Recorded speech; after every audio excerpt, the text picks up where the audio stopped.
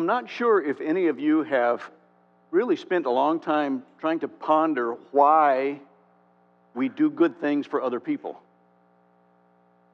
I have been pondering that more because I've kind of dived back into the Sermon on the Mount in my study of late, and I think Jesus wants us to think about that. I think it's something worth our cogitation, to use a term that my father used to use. I'm going to cogitate on that, he would say. Every day I'm allowing Christ to overcome my pride and fear as I reveal his light to others. That's what we're talking about in this series of overcoming, knowing that Christ is the one who overcame, and he's the one who overcomes through his Spirit these things in our lives. But it's going to take a while to get to the point when you can start to see how pride and fear enter into this. So I'm going to ask you to be patient, like my calculus teacher asked us when I was in high school. He would say, take this in, just let it soak into your brain, and eventually you're going to see the light bulb come on. I'm praying for that to happen when we get to the light bulb moments as you start to go, oh, I get it. I see now. So that's what we're going to do today. Why do we do good things? Why do we try to do them? Our motivations can be very clouded. Fear and pride may factor into our alleged morality. And with those as some of the motivators for us, we're going to see how Jesus starts to unpack something in his Sermon on the Mount to show that Christianity is something very different than religion. Extremely different. In fact, if you don't get this point from the Sermon on the Mount, you won't get Christianity.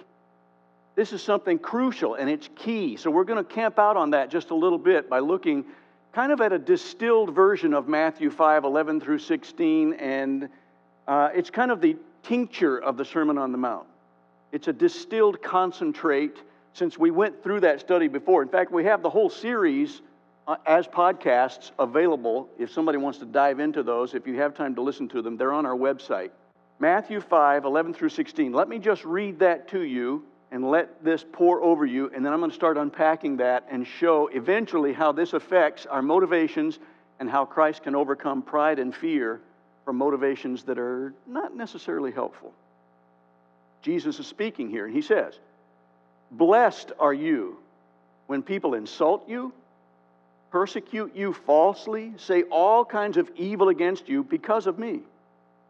Rejoice and be glad, because great is your reward in heaven.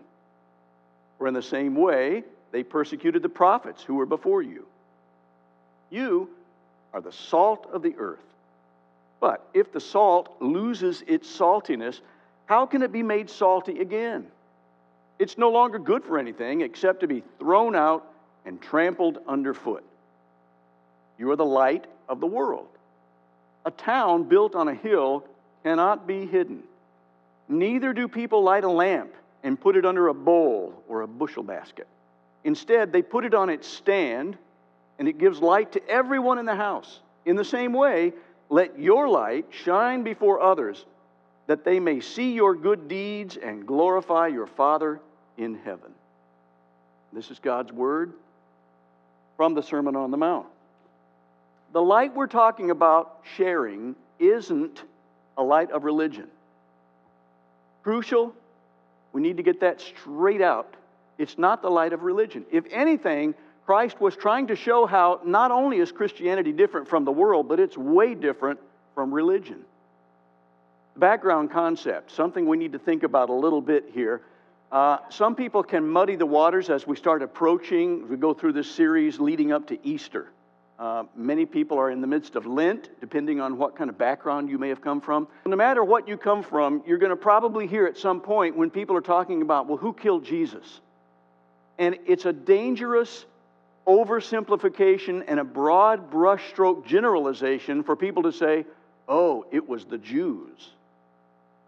That's dangerous. Why do I say it's dangerous? Well, for one thing, it sounds anti-Semitic. And it's way too general because it's not getting at the motivation for the specific people who actually killed Jesus. For example, if we were to say, the Greeks killed Aristotle. Well, that's a generalization. Well, Aristotle was himself a Greek. Most of the people he knew well were also Greeks. And the people who would have been his most vehement enemies were Greeks, so it's not a stretch to say that the Greeks killed Aristotle. But that's not really helpful because it doesn't give you enough information to know why they killed him and what was the real beef that they had with him. Same thing with Jesus. Jesus was a Jew. Most of the people he knew, his background would have been Jewish. A lot of his enemies were also Jewish. But we need to get a little deeper than that and find out, let's just not throw out an anti-Semitic sounding statement and throw gasoline on an already difficult fire by saying it was the Jews who killed Jesus. Let's find out more specifically, who was it and why did they kill Jesus? Inflammatory generalizations don't help. So, who really did kill Jesus? Religious leaders. If we want to catch the flavor of what Jesus is dealing with in the Sermon on the Mount, we need to understand, if you want to just go through, if you could replace the terms scribes and Pharisees with religious leaders, it makes it a little bit more general, but you get the concept, because the same can certainly be true even today.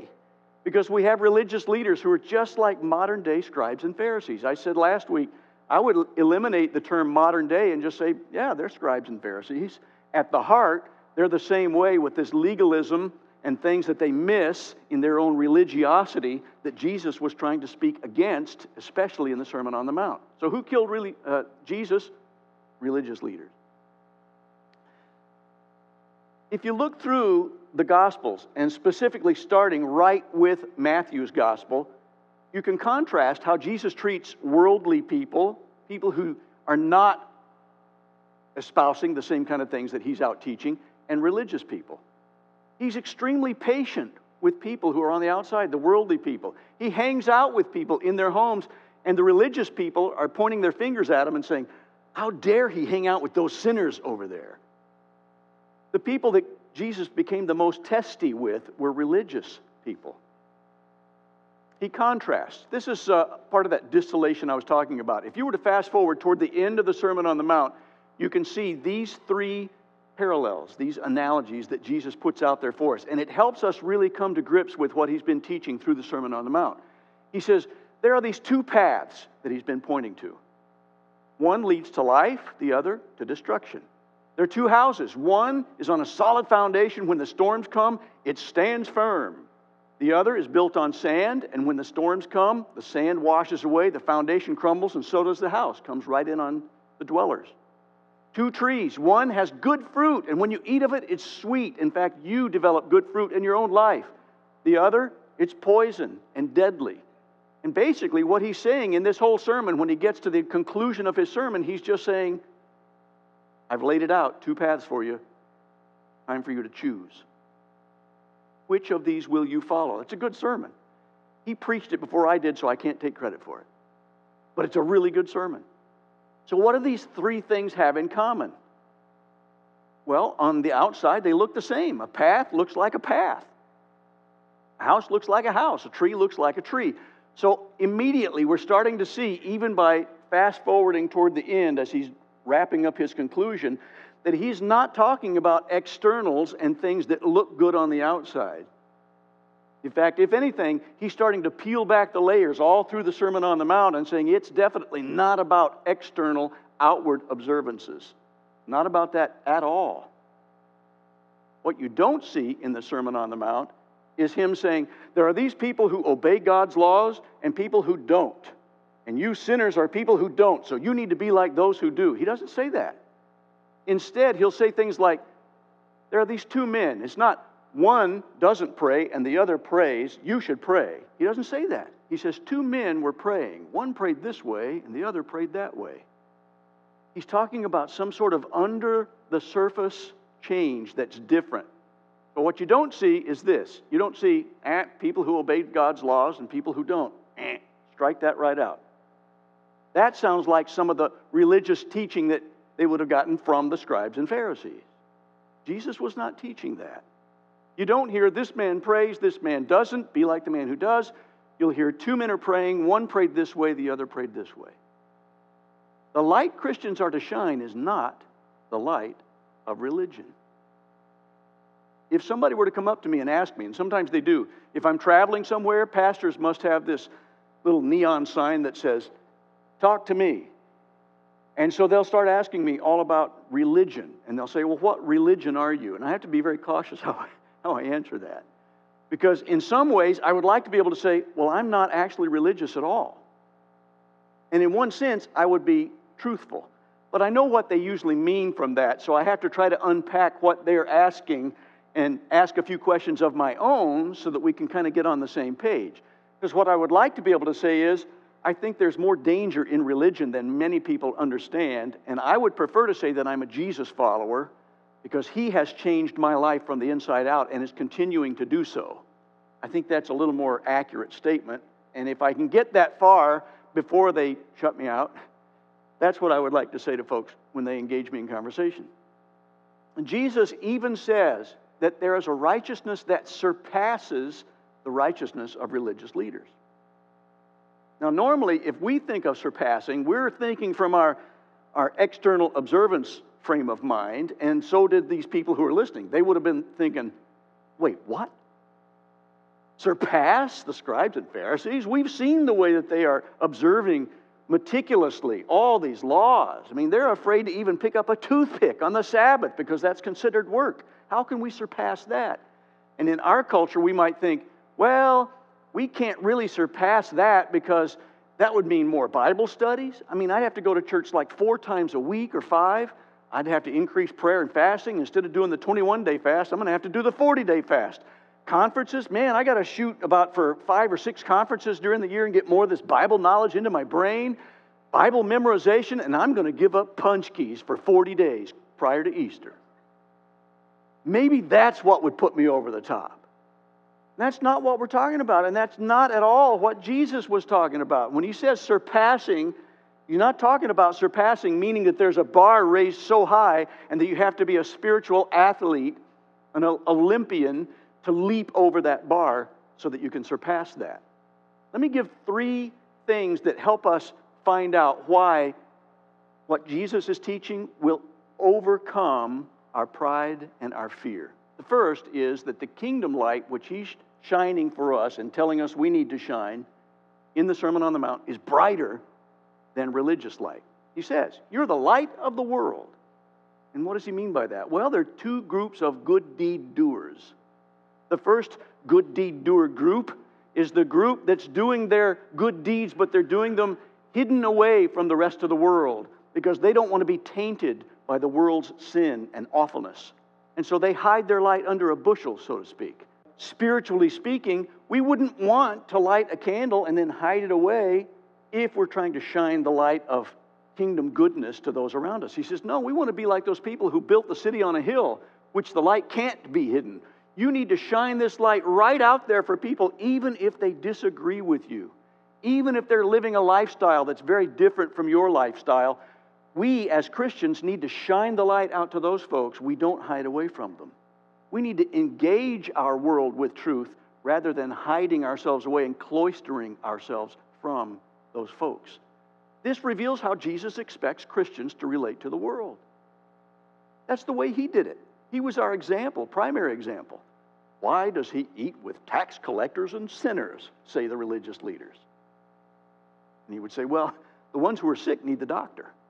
So this is Jesus showing us how we're supposed to relate to people. Relate to people who disagree with our beliefs and lifestyles. This is a yes or no statement. Do you think Christians should relate to people who disagree with us? Yes or no? Yes. According to the Sermon on the Mount and based on what I just told you, it's yes. How about religious people? No. The religious people he dealt with did not want to do that. They wanted to stay as far away from people who were different than they were because they were so afraid of getting tainted by that. So they would be able to say, you all should try to be like us if you're going to be religious, but we're not going to help you get there. Which means that they were just separating themselves more and more into these people that would just heap awful laws onto people that nobody could possibly live up to, and they thought that they had arrived somehow. And Jesus says, no, you need to shine that light out there. He gives a couple of illustrations. The way we use salt, as he said, you're supposed to be salty. If salt loses its saltiness, how can it be made salty again? It's good for nothing. It's just good to be thrown out and trampled on. The way we use salt also determines how bright our light is. Now, we're not talking about something like a potato battery, where there's this electrolysis and you can light up a bulb because of salt. That's not what he's meaning. But the similarity comes from our pervasiveness out to those who need it the most. Think about that era where they didn't have the kind of refrigeration that we do now. They didn't have refrigerators. The meat could go bad. So what did they use to help keep the meat from going bad, from falling apart? Salt. It had a preserving effect.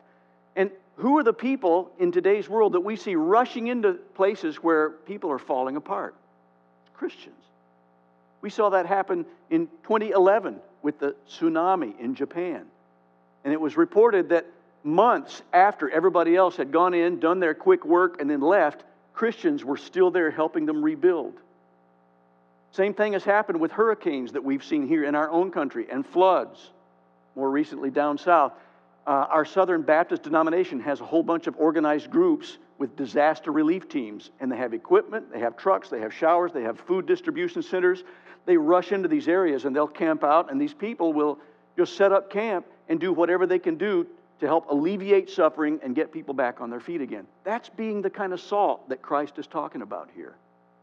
And salt also becomes flavorful. People are attracted to people like that. Now, they may not be as attracted once they start unpacking some of the doctrine that Jesus is talking about. Even some of his own closest followers started to leave when he got to the hard stuff. But on the surface, at least at the beginning, they're attracted to people who will say, we're doing this because God has given us the ability to do it. He's given himself freely to us. We want to do the same for others. That's the kind of saltiness he's saying. Christians are salt to those who need a preservative. We need to be that. Notice, too, that salt doesn't call attention to itself. I love popcorn, but I like it with a little salt and butter. But when I finish eating a good bucket of popcorn or two, I don't say, man, that was good salt. If I did, there's probably too much salt. What I say is, that was great popcorn. How do I know that? Because the salt brought out the flavor of the popcorn. Let me use another illustration from, let's say, a Bible teaching perspective. Let's say that one of our elders is teaching a really erudite Bible study, which they can do, and I'm proud of them for that. I'm glad that we have good Bible teaching in this church. But if somebody walks out of the room after a Bible teaching and says, wow, that guy is biblically knowledgeable, he is good. In fact, he just puts me to shame. Not exactly what we're hoping to hear. What we're hoping to hear is somebody that says, I didn't know that about God, or I see that differently now. God is so good. See what I'm saying about the kind of saltiness? Salt should not call attention to itself. It should bring out the flavor. And for us, we want to point people to say, oh, taste and see how God is so good. That's what we want to be as the kind of salt that Jesus has in mind. It adds flavor, brings out the best taste in food. Number 2, kingdom light or goodness, kingdom goodness, is deeper. Not only is it brighter, but it's deeper than religious light. Let me unpack that just a little bit so you see what kind of deeper I'm talking about here. If you were to look at verses 21, 27, 31, 33, and 38 of Matthew 5, it would start, each one of those would start with the same basic statement by Jesus, which is, you have heard it said, right? And then what would be the natural follow-up to that, knowing what we know about Jesus and the Sermon on the Mount? Every one of those is followed up by another verse that would say, but I say to you, and if you start to understand what these are and how they're being presented, in what order they're being presented, it's like, you've heard it said, you should not murder people. Well, that's a good thing to not do, right? I mean, all of us would probably agree with that. That's a good thing that we shouldn't murder. And then he says, you shouldn't lie. You shouldn't bear false witnesses, or you shouldn't commit adultery. What is that starting to sound like to us? The 10 Commandments. That's right. He's starting to go through basically the same commandments that all these religious leaders would have known by heart and were trying so hard on the surface to look like they were obeying. But he says, but I say to you, so he's starting to go deeper than just an outward observance or the appearance of observing them. You've heard it said, but I say to you, think of murder as just one of those. One example. He would say, okay, you've heard it said, you should not murder, but I say to you, if you devalue somebody so much that you have disdain for them, if you have hatred in your heart, you call them a fool, and you discard them as a human being in your mind, it's the same as if you'd killed them. because you're treating them as though the world would be a better place if they didn't even exist. That's where murder starts, is right down deep in the heart. See how he's diving deep down under the surface? Kingdom light is much deeper than religious light. The religious light could say, oh yeah, well, I didn't pull the trigger. Well, I haven't actually murdered anybody, so I'm good to go. I am keeping the commandments. And Jesus said, nah, you're just as guilty, because you have such disdain in your heart for those sinners over there that it's like you think the life would be better even without that person, which means you've murdered them in your heart. Fear and pride, they influence our alleged morality. Let me give you an example of that. I'm going to get this to make sure I get it right, because it can be a tongue twister if I'm not careful. Lying and not lying. Now, think this through. This is where I'm getting you to put on your logic hats and think through this with me a little bit. Okay, a non-religious person might lie because they fear being punished. It's a normal reaction, right? Oh man, I don't want the consequence to that, so I'm going to make up a good story so that I appear innocent. Otherwise, I'll be punished. All right? But a religious person might not lie because they fear being punished, but the fear of punishment is different. They might fear being punished by God. Fear is still the motivation, however, for both of these things. One guy lies, the other doesn't lie, both motivated by fear. See how that goes? Now hang in there with me. A non-religious person might lie because they're prideful. I'm more deserving than that person. If I get the promotion in this department, the department will succeed far better because I'm better than these other people in there. So I'm going to fudge my report and make myself look better. And it's, the end justifies the means anyway, because the company will be better off if I'm in that position. You see the pride that's behind that lie? There's pride that motivates that particular lie, whereas a religious person might say, I'm not going to lie because I'm more spiritual than those people. Still pride. One lies, the other doesn't. Fear and pride can still be part of the motivation for both of those things. And Jesus knew that, and he knew that because a lot of that was going on even with the religious leaders.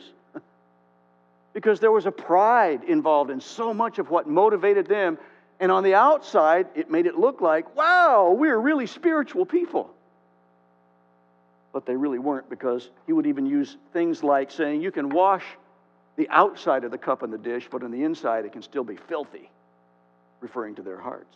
Or whitewashed sepulcher, he mentioned at one point, to say, on the outside it may look really pristine and white and clean, but on the inside full of dead men's bones. He used all these illustrations constantly through this Sermon on the Mount to show that he's talking about being deeper. So not only is the kingdom of God's light brighter than religious light, it's deeper than religious light. Third, kingdom light, this goodness, this gospel goodness that Jesus is talking about, is so much sweeter than religious light. I'll show you how. Which of these is from Jesus? Number one, try hard to be good, and maybe God might be your Father. Or two, you can be good if you know that God is your Father. Pretty obvious. I mean, I've set you up for this, so hopefully you'll get this one right. Of course, it's two. You can be good if you know that God is your Father. He's really contrasting all through the Sermon on the Mount, this kind of contrast. If you were to ask somebody, why are you doing these things so sacrificially and with such positive attitude? You probably won't, well, for one thing, you won't get people who are religious, like the scribes and Pharisees were, doing this thing with a positive attitude. And they might not be doing it sacrificially. They'll be doing things to earn points so that they can earn value and make themselves look good. But if somebody is doing something like the Christians in Japan after the tsunami, if you were to ask them, why are you doing these things? What you might get in response is, well, God gave himself up for me. I've been so blessed by him that I just want to share his goodness with other people too. It grows out of a wellspring of goodness from God that he gives us, and it has nothing to do with our own personal goodness. That's the big thing. One final example, and I love this one too. If you just fast forward a little bit from Matthew 5 and go into Matthew 6, when he's saying, hey, I'm telling you, don't worry. Don't worry. Now, a religious person who's motivated either by pride or by fear might go, oh, well, well, if I'm really religious and if he tells me not to worry, then I'd better not worry. And you know what they're going to be worrying about? Exactly. How am I going to not worry? I'm worried about not worrying. This is terrible because you can't get there from there. If you understand the motivation for Jesus doing all of this, it's because of God's love for us. He says, if God, who feeds the birds, they don't have to toil, they don't have to put in a time clock in the morning and go to work. These birds aren't cranking out widgets. They're not doing anything, and yet they're fed. They've got everything they need. God provides for those sparrows. If He provides for them, don't you think He loves you even more than the sparrows? Don't you think God, who loves you so much, is going to provide for your needs too? If you understand that, you don't need to worry. It's okay. So there's this whole pervasive theme that if we understand who God is as our Father, the one who loves us enough to even die in our place, then all this starts to come up from like an artesian well. The living water just comes up from somewhere deep down because God has gifted us with that. The religion says, I'm doing good things to get value. I'm going to gain value. Maybe I'll be accepted by God. Maybe I'll be accepted by other people. I'll make myself so valuable that I'll finally have this acceptance to fill the void that I've been trying to fill in whatever ways. The kingdom light or goodness says, I do these good things because I am valued already.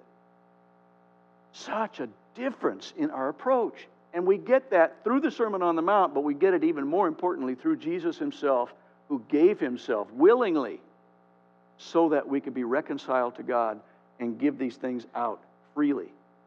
The Sermon on the Sermon on the Bar. There are some people who have gone into bars to preach.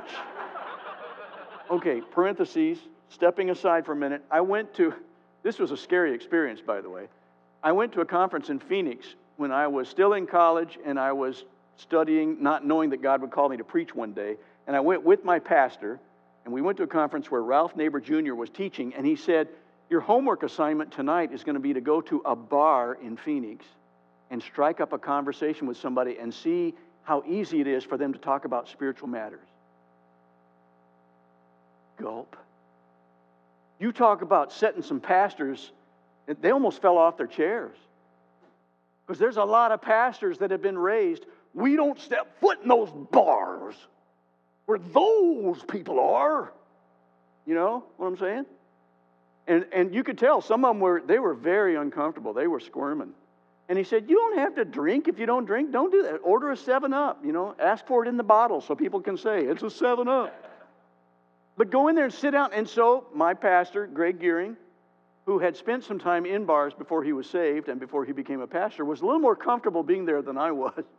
But we went into this bar and we sat down, and he started just striking up a conversation with this guy who was sitting there. Man, it wasn't 5 minutes into this conversation. This guy was talking all about spirituality and what he believed and what he didn't believe and Christians and what he thought about them and all this stuff.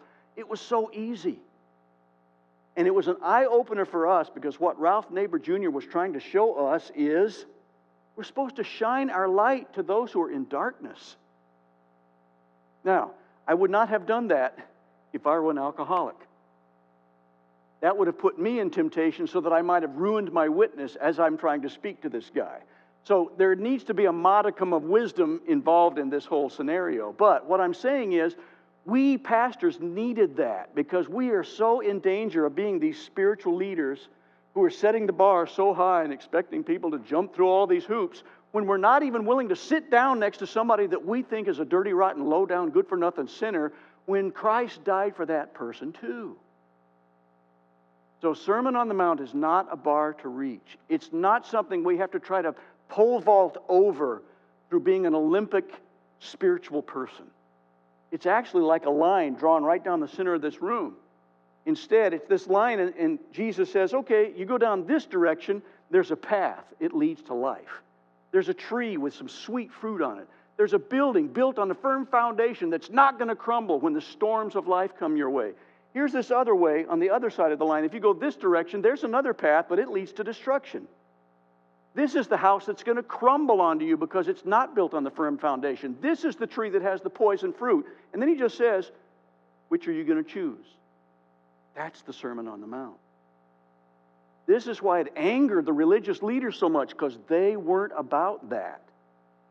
They didn't want to choose the path that Christ was laying out about the kingdom mentality. One says, I'm going to build my life on my goodness and I'm going to earn rewards and I'll be accepted. The other says, I have no goodness in my own to build on, so I'm going to build on Jesus and His goodness because He did it for me. So I accept that. One says, you can try to be your own Savior. The other says, I'm going to trust Jesus as my Savior. Let's pray. Father, Jesus' words are so challenging. And I'm grateful for them. I'm grateful that He was willing to stand up to these religious leaders and show up the hypocrisy which can come into play when pride and fear are primary motivators. And I pray that as we learn what it's like to become a kingdom citizen, that we'll understand more and more the love that's behind everything you ask of us, because it changes everything. And I pray that you'll overcome our pride and our fear, and that we'll just have this artesian well of goodness that wells up so we can share the living water with others. Not because of our goodness, but because of your goodness displayed to us on the cross by Jesus, who took our place. We can never, ever pay you back, so help us to just keep loving you back as we shine the light of this gospel goodness to others, not hiding it away from them, but shining it to them, being salt and light in a world that's desperate for what only you can provide. And I pray it in Jesus' name.